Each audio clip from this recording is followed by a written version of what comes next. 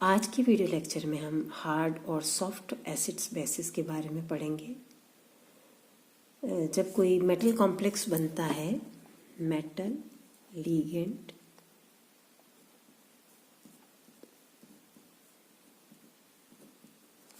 यहाँ पर आप देख रहे हैं कि लिगेंड अपना एक पेयर ऑफ इलेक्ट्रॉन डोनेट करता है मेटल को और कोऑर्डिनेट बॉन्ड बनता है। यहाँ पर मेटल एक एसिड की तरह और लिगेंड्स बेसिस की तरह बिहेव कर रहे हैं। जो मेटल आयंस हैं उनको जनरली दो कैटेगरी में क्लासिफाई किया जा सकता है depending on the stability of their complexes with certain ligands.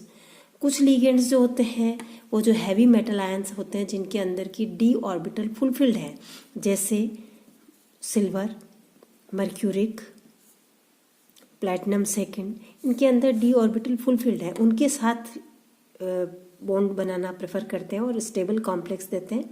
और कुछ लिगेंड्स ऐसे हैं जो उन मेटल आयंस के साथ स्टेबल कॉम्प्लेक्स होते हैं जिसके अंदर कोई डी इलेक्ट्रॉन नहीं है, नो डी इलेक्ट्रॉन्स, जैसे एल्यूमिनियम, टाइटेनियम, तो इनके साथ में कॉम्प्लेक्स बनाना प्रेफर करता है। और इसी प्रेफरेंशियल बॉन्डिंग के आधार पर मेटल आयंस को हम दो कैटेगरी में क्लासिफाई करते हैं। फर्स्ट है क्लास ए मेटल्स, जिसके अंदर अल्कली और अल्कलाइन अर्थ मेटल आएंगे।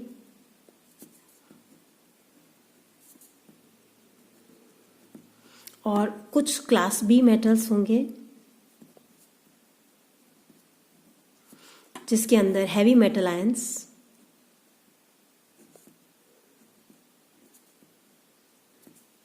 जैसे silver, cuprous, palladium, platinum second, ये सारे मेटल आयंस इसमें आएंगे। इसी तरह से लिगेंड्स को भी हम दो कैटेगरी में क्लासिफाई कर सकते हैं। वे लिगेंड्स जो क्लास ए मेटल्स के साथ में प्रेफरेंशियल बॉन्डिंग करके स्टेबल कॉम्प्लेक्स बनाते हैं उनको हम क्लास ए लिगेंड्स रखते हैं।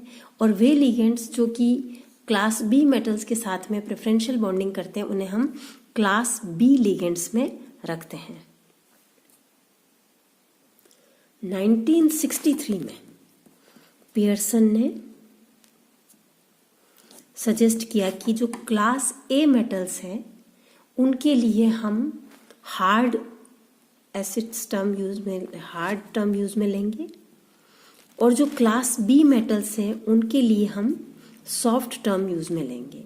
और एक सिंपल रूल उसने दिया मेटल कॉम्प्लेक्सेस के बारे में कि hard acids prefer to bind with hard base and soft acids prefer to bind with soft base। Hard acids hard base के साथ स्ट्रॉन्ग कॉम्प्लेक्स बनाएगा और सॉफ्ट एसिड सॉफ्ट बेस के साथ स्ट्रॉन्ग कॉम्प्लेक्स बनाएंगे। तो इसलिए हम कह सकते हैं कि यदि हार्ड एसिड और हार्ड बेस है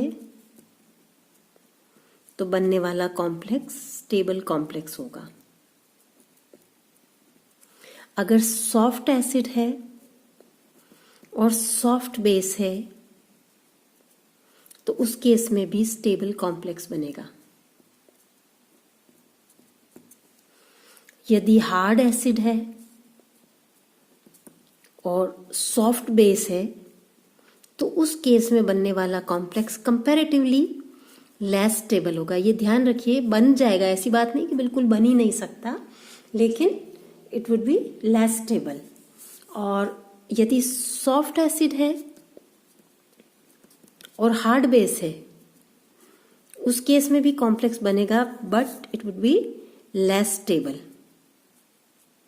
ये भी कम स्टेबल होगा यदि इस तरह के कॉम्बिनेशन से कॉम्प्लेक्स बनेगा। ये एक टेबल दी हुई है, इसमें लिगेंड्स के डोनर एटम को दिखाया गया है और ये बताया गया है कि कौन सा ligand class A metal ions के साथ स्ट्रॉन्ग कॉम्प्लेक्स बनाएगा और कौन सा ligand class B metal ions के साथ में स्ट्रॉन्ग लिगेंड बनाएगा। इसके अंदर आप इसमें देखिए क्लास ए मेटल आयंस है, इसके अंदर यदि डोनर एटम नाइट्रोजन है तो उसकी स्ट्रॉन्ग टेंडेंसी होगी कि वो क्लास ए के साथ में स्ट्रॉन्ग कॉम्प्लेक्स बनाए, फिर इस ऑर्डर में डिक्रीज होते जाएगा फ्लोरीन, क्लोरीन, ब्रोमीन, आयोडीन। तो आप देख रहे हैं कि क्लास ए मेटल के साथ में जो लिगेंड स्ट्रॉन्ग कॉम्प्लेक्स बनाएंगे वे हैं जिनकी इलेक्ट्रोनेगेटिविटी थोड़ी ज़्यादा है और पोलराइजिंग पावर और उनका साइज भी कंपैरेटिवली छोटा है। तो क्लास ए हार्ड बेसिस होंगे वो सारे जिनके अंदर donor atom nitrogen, oxygen, fluorine है। आप देख सकते हैं क्लास बी मेटल के साथ में जो कॉम्प्लेक्सेस जो लिगेंड स्ट्रॉन्ग कॉम्प्लेक्स बनाएंगे वो ये हैं इसके अंदर, और जिस तरह से उनकी इलेक्ट्रोनेगेटिविटी कम होती चली जाती है, पोलराइजेबिलिटी बढ़ती चली जाती है, वे ligands class B metal ions के साथ में स्ट्रॉन्ग कॉम्प्लेक्स बनाएंगे। नेक्स्ट हम लेते हैं basis of classification of acids and bases as hard और सॉफ्ट। किसी भी एसिड या बेस को हार्ड और या सॉफ्ट किस आधार पर क्लासिफाई किया जाता है कि इसकी हार्ड या सॉफ्ट रिएक्टेंट्स के तरफ कितनी प्रेफरेंस है बाइंडिंग की, उसके आधार पर हम इसे बांट सकते हैं ये हार्ड है या सॉफ्ट है। बेस मान लीजिए हमने एक बी लिया है बेस, और उसको हार्ड सॉफ्ट किस तरह से मानेंगे, ये बी बेस है प्लस मेथिल मरकरी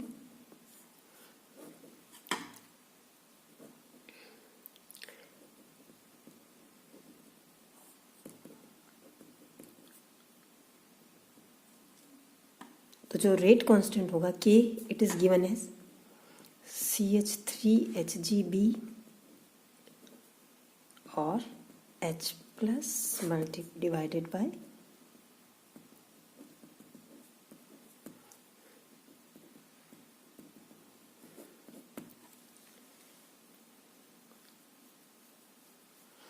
यहाँ पर जो एसिड है H प्लस और एक CH3Hg प्लस, उनको हमने चूज कर लिया। ये हार्ड एसिड है, ये सॉफ्ट एसिड है। दोनों ही यूनिपॉजिटिव हैं, एक एक पॉजिटिव चार्ज है, तो कंपैरिजन जो होगा वो काफ़ी रीजनेबल हो जाएगा इसके अंदर। For the reaction B plus CH3Hg plus CH3HgB plus, इसके लिए जो K दिया जाता है equilibrium constant, it is equal to CH3HgB plus CH3Hg and B, और जिसका डिसोसिएशन BH का डिसोसिएशन कांस्टेंट है BH प्लस, ये B प्लस H प्लस देगा। तो इसके लिए जो इक्विलिब्रियम कांस्टेंट है ये बराबर होगा BH plus divided by BH plus. एक इक्वेशन इसको हम 1 नंबर दे देते हैं, it is 2 and it is 3, 1 2 3 number दे दिया हमने इसको। इसके आधार पर हम देख सकते हैं K it is equal to CH3HgB 3Hg plus B multiplied by BH plus divided by BH plus, यानी कि हम लिख सकते हैं KS इंटू KA। ये KS है, KA यहाँ पे। इस रिएक्शन में हम देख सकते हैं यदि बेस स्ट्रॉन्ग है तो वो H प्लस के साथ कंबाइन होना प्रेफर करेगा, और जो रिएक्शन है वो लेफ्ट हैंड साइड की तरफ इक्विलिब्रियम शिफ्ट होगा। और यदि बेस सॉफ्ट है तो वो मेथिल मरकरी के साथ कंबाइन होना प्रेफर करेगा, और जो आपका इक्विलिब्रियम है वो राइट हैंड साइड की तरफ शिफ्ट होगा। तो इस तरह से हम डिसाइड कर सकते हैं कि एसिड्स या बेसिस सॉफ्टनेस और हार्डनेस कितनी होगी। इस तरह से जो हार्डनेस या सॉफ्टनेस है उसको मेज़र किया जाता है कि फॉरवर्ड कांस्टेंट कितना है और बैकवर्ड रिएक्शन के लिए स्टेबिलिटी कांस्टेंट कितना है। उसके आधार पर हम बेस की हार्डनेस या सॉफ्टनेस को मेज़र कर सकते हैं। ये टेबल्स हैं जिसमें हार्ड, एसिड, बॉर्डरलाइन एसिड और सॉफ्ट एसिड दिए हुए हैं। आप देख रहे हैं हार्ड एसिड है hydrogen, lithium, sodium, potassium, beryllium, magnesium, calcium, strontium और जितने भी हाईली चार्ज्ड आयंस हैं cerium 4, lutetium, plutonium, thorium, zirconium, ये हायर वैलेंट आयंस जो हैं वो हार्ड एसिड्स हैं। और सॉफ्ट एसिड में आप देख रहे हैं cuprous, silver, mercuric, palladium, platinum, gold, cadmium, titanium +1, methyl mercury, ये सारे के सारे सॉफ्ट एसिड्स हैं। और इन दोनों के बीच की जिनकी कैटेगरी जो थोड़ा कैरेक्टरिस्टिक्स हैं वो बॉर्डरलाइन कैटेगरी में रखे गए हैं। ठीक इसी तरह से हमने बेसिस को भी डिवाइड किया है। ये हार्ड बेसिस हैं ammonia, amine, hydrogen, alcohol, alkoxy group, R2O ether, H2OOH, chloride, ये यहाँ पर आपके ऑक्साइड है O2-, fluorochloro acetate CH3CO-, carbonate, nitrate, phosphate, sulphate, chlorate, ये सभी हार्ड बेसिस हैं। और जो सॉफ्ट बेसिस है हाइड्राइड है, एथिलीन डाइम, ये एथिलीन है, benzene, cyclopentadienyl ion, cyanide ion, carbonyl, thiocyanide, phosphine, arsine, sulphides और HS-, थायोसल्फेट आयोडाइड, ये सारे सॉफ्ट बेसिस हैं। और इन दोनों के बीच के जो हैं जैसे एनिलीन है, पिरिडीन है, जाइड है, ब्रोमाइड, ये सारे के सारे बॉर्डरलाइन बेसिस कैटेगरी में हैं। नेक्स्ट हम लेते हैं characteristic of hard and soft species. So सबसे पहले लेते हैं हार्ड एसिड्स। हार्ड एसिड्स की जो कैरेक्टरिस्टिक है हाई पॉजिटिव चार्ज और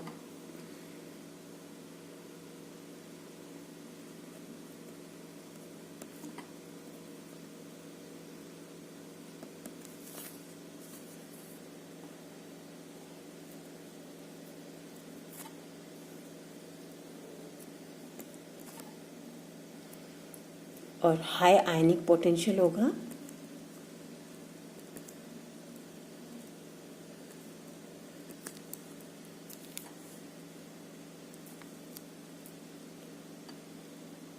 स्मॉल साइज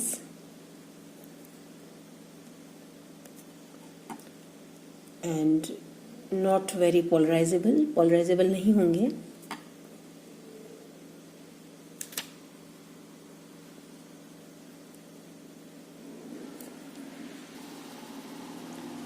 अब हम लेते हैं सॉफ्ट एसिड के कैरेक्टरिस्टिक्स। सॉफ्ट एसिड में लो ऑक्सीडेशन स्टेट होगी, ऑक्सीडेशन स्टेट जो होगी वो कम होगी। Low ionisation potential,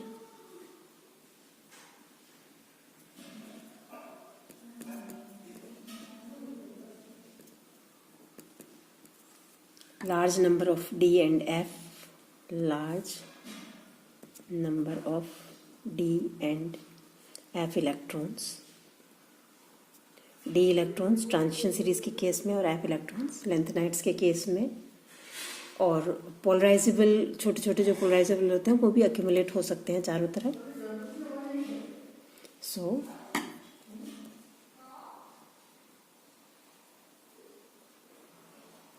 accumulation of polarizable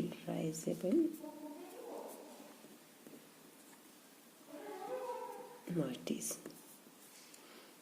अब लेते हैं हम next hard base. Hard base में भी small size, high electronegativity,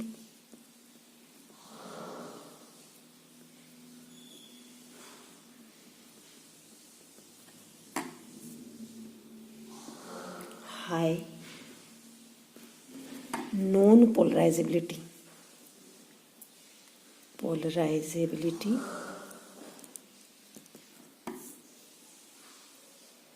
D electrons कम होंगे, फ्यू डी इलेक्ट्रॉन्स। ये हार्ड बेस के कैरेक्टरिस्टिक्स हैं। नेक्स्ट लेते हैं हम सॉफ्ट बेस। सॉफ्ट बेस में जस्ट अपोजिट लार्ज साइज होगा, इलेक्ट्रोनेगेटिविटी लेस, इलेक्ट्रोनेगेटिविटी, पोलराइजेबिलिटी ज़्यादा होगी, high polarizability and large number of d electrons.